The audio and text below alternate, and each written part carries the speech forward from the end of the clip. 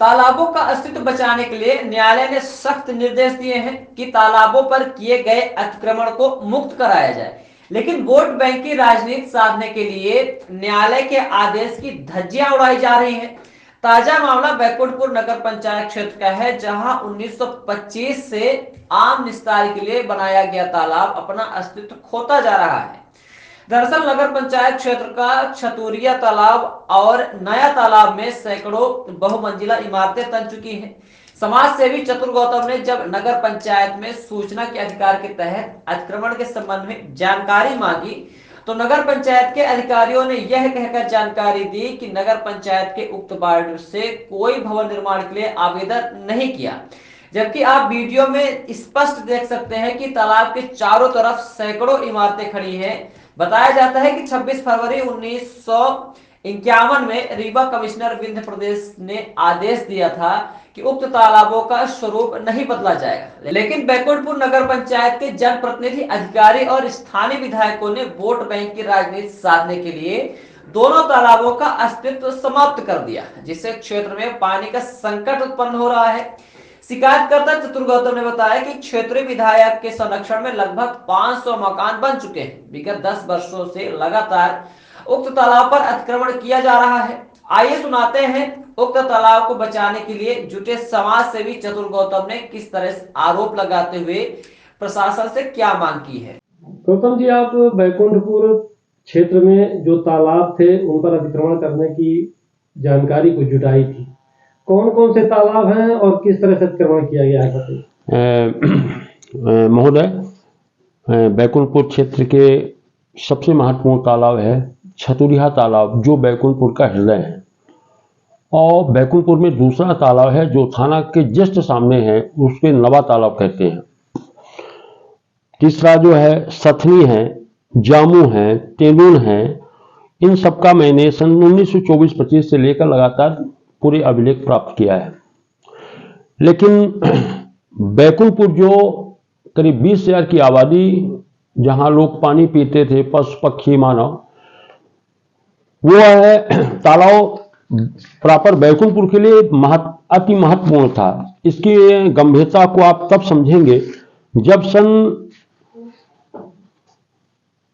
1951 26/2/1951 में इस तालाब का पानी का जो उपयोग है वो लाल नर्मदा प्रताप सिंह, बल्द लाल पद्मनाभ सिंह, कृष्णदास अवस्थी और संत दयाल सिंह, बल्द शेष प्रताप सिंह के द्वारा किया गया था। इसमें एक कमिश्नर ने ऑर्डर पास किया था कि इस पानी का आप उपयोग ना करें, अगर आप करते हैं तो पूरा पानी जनता के पीने के लिए उपलब्ध कराएं और इसका गहरीकरण कराएं, लेकिन इसके तालाब को आप क्षति नहीं पहुंचाएंगे। ऐसा 1951 में फैसला डिप्टी कमिश्नर रीवा विंध्य प्रदेश ने किया था।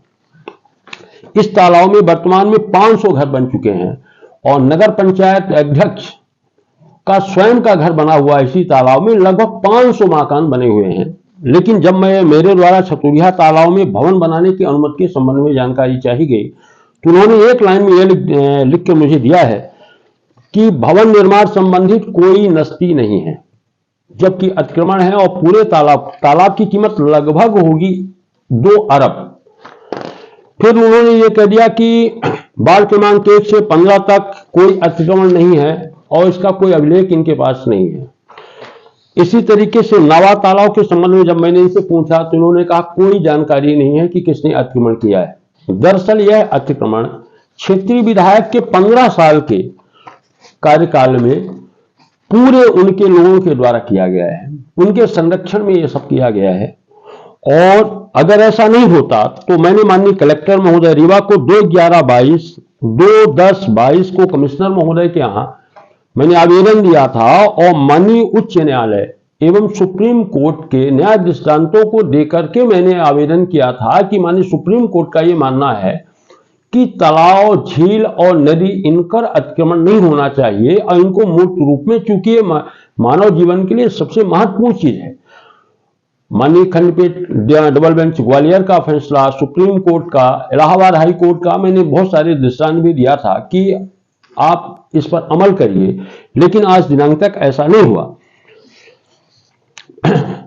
जबकि हिंचलाल तिवारी बनाम कमला देवी ने जो मकान बना हुआ था, जो अतिक्रमण था, उसको पूरा हटा दिया गया। मेघालय शिक्षा समिति बनाम लखा सिंह, इनकी पूरी बिल्डिंगें गिरा दी गई और पूरी तालाब को पूरी तरीके से उसको सुरक्षित रखा गया। लेकिन मध्य प्रदेश में रीवा जिले में क्षेत्रीय विधायकों का इतना बड़ा दखल है कि वो किसी भी तालाब, किसी भी नदी में अतिक्रमण करवा सकते हैं और कलेक्टर और कमिश्नर ऐसा लगता है कि जैसे उनके यहाँ उनके द्वारा उनको नौकरी दी गई हो। कुल मिलाकर जो कोर्ट के आदेश है कि जो तालाब है उनके यथास्थित रखा जाए, जी जी, उसका अस्तित्व न बिगाड़ा जाए, जी जी, उसके ऊपर जो आपका प्रशासन है बैकुंठपुर का, वो जी जी, ज्यादा हावी दिखाई दे रहा है। नहीं नहीं, ऐसा नहीं आपको है। सूचना अधिकार तक जानकारी मांगते तो ये कह देता है कि कोई रिकॉर्ड नहीं है, नस्ती नहीं नहीं, कुछ नहीं, कोई जानकारी नहीं, कोई अतिक्रमण नहीं है, कोई अतिक्रमण नहीं है, कोई नस्ती नहीं है, भवन बनाने की अनुमति नहीं है।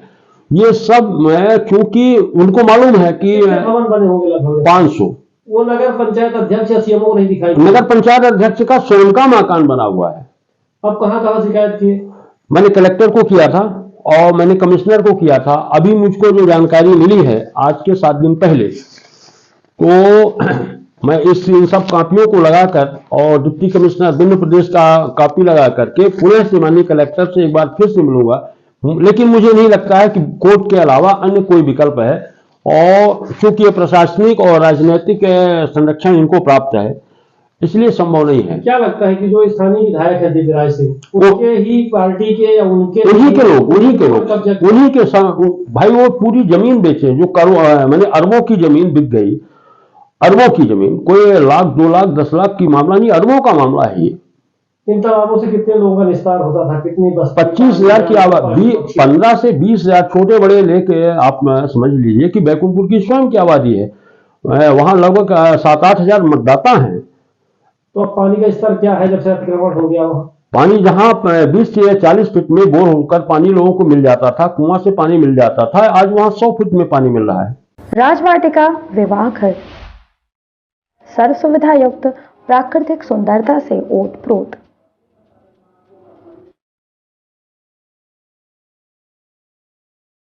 राजवाटिका विवाह घर में एंगेजमेंट, तिलक, शादी, रिसेप्शन, वेडिंग शूट, जन्मदिन पार्टी, जन्माशा सहित अन्य कार्यक्रमों के लिए विवाह घर उपलब्ध। अपने मांगलिक कार्यक्रमों को यादगार बनाएं शहर के मध्य वातानुकूलित राजवाटिका मैरिज गार्डन के साथ। हमारा पता है Rajvatika marriage garden, national highway, Jula मोड़, भुंडहा, रीवा। अधिक जानकारी के लिए संपर्क करें 9827004251।